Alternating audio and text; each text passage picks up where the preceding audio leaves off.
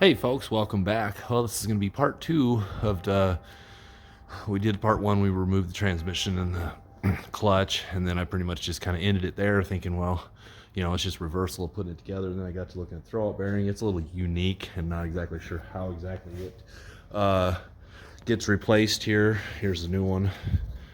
It looks to me like it's pressed on here, so I'm going to figure out a way to undo that. First thing I want to mention though is in service data it said one of the steps was to remove the starter, but I've got the new clutch in here, flywheel, all that stuff. Starter is mounted and bolted where it's supposed to be.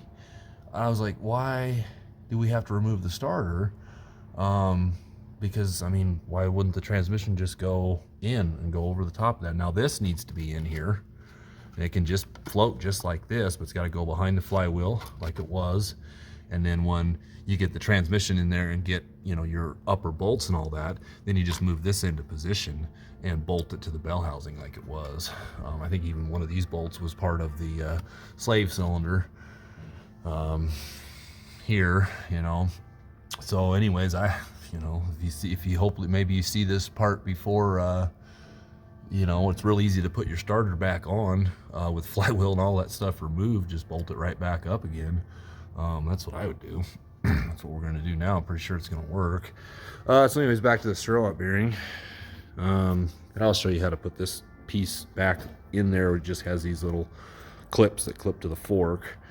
But I think what I'm going to do is I'm going to put the vise jaws just right in here, and then this is all just steel and everything. I'm gonna try to get a brass punch or something I can't damage too much with this, and try to go inside, not right here, because that is this part, and try to just drive this down out of here. So let's see how that works. Hopefully this works. I did not find anything in service data that said how to do this. Oh, it's going.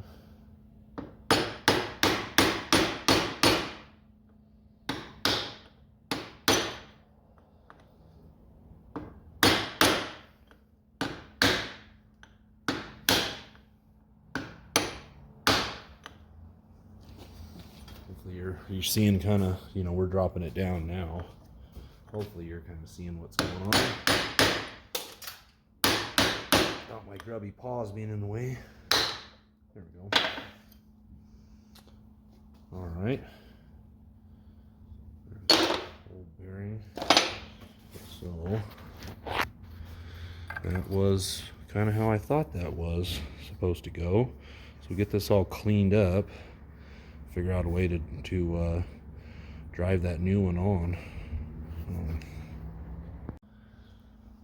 Okay, so obviously we're gonna have to drive from this part right here. So I'm gonna just take this brass punch, I'm just gonna stick this over it like this. This is pretty solid, so get it on a good solid place here, and then I'm just gonna tap it at first here and see if I can get this started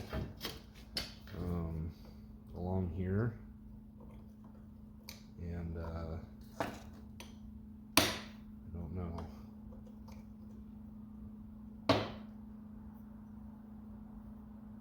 Might have to get something that goes in here like a seal driver or something. Let's see what I got. Yeah, I don't know what, obviously, if you, this bearing is, it's designed to be pressed, like this. So maybe you could, I wouldn't want to hit on here, but maybe we could put it here and get it started this way, tapping it. But the person wants to really try to avoid doing that just because, but if I could find something that would fit, inside of here, but just to make contact with this little inner ring here, not make contact with this, that would be that'd be ideal find that, so keep looking. Yeah, I'm not really finding anything that fits that well. It's so thin. Even with the brass punch, I started it on here with this, I figured, well, this can't really hurt, and I got it started on a little bit cockeyed, and then I was gonna pound it over here, even with the brass punch, it dinged that right there, so I don't want to go any farther that way. So I think I am just gonna flip this over and try to start it that way. I don't know, it's not the most perfect, it's kind of a dumb design. There's probably a special tool made for it that I don't have or know about, so we're just going to put this here, and I'm gonna get something to, well, I think my hammer's big enough I ought to just be able to tap this.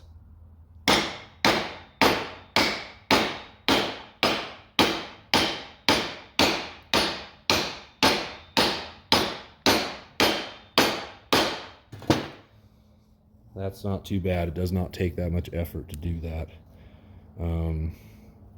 We should be okay with that ding right there. This feels great and everything. So that's not the preferred way I would have wanted to do it, but it's just the way it's gonna be done now. So let me show you how this thing goes on the forks there. Okay, you want to grease this shaft up, especially this collar part right here. This is a part that's not stationary, but this is what that's the part your throwout bearing rides back and forth on. So you got these clips, so your forks, these two deals right here match right up there, and then this clip just goes on the back side of there, and it just kind of it's all kind of got some pressure, but it all just kind of holds. It seems a little chintzy, but it works. So that's kind of pretty much just started in like this, and then we'll get it through there, and then we'll work this. Try to do it in a way that you might be able to see what we're doing, but right here I'm just going to rotate this clip and stick it back behind there, and then stick this one back behind there, and then make sure it just stays straight, and it goes like that, so you can't pull that apart now. So it's all working nice and smooth, and yeah, we're ready to stick this thing back in there. Yeah, I wish I would have put this in the other video, but that one was long enough. But like I said, yeah, we're gonna try it just like this, starter mounted. This just in here and loose, and it's just a matter of lining everything back up. Oh, one other thing in here, see if I can get a light that'll get down in there.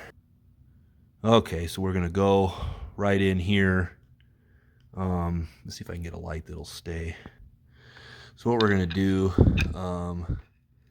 is we're going to just go like this and just go straight back. That's just like, what, third gear.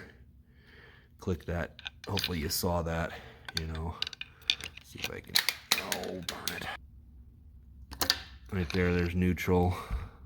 It's really difficult to get a light in there, but we're gonna go right in here and just go, oh, I get the screwdriver, there we go, straight like that. So that does is it puts it in gear. It's still kind of a pain in the ass, but you'll still be able to grab this a little bit, and rotate that around. It's kind of nice when you have the ones that you can grab onto with a flange or something like that, but it is what it is. I guess you could take and do your piece right there and take the U-joint off or something. I don't know.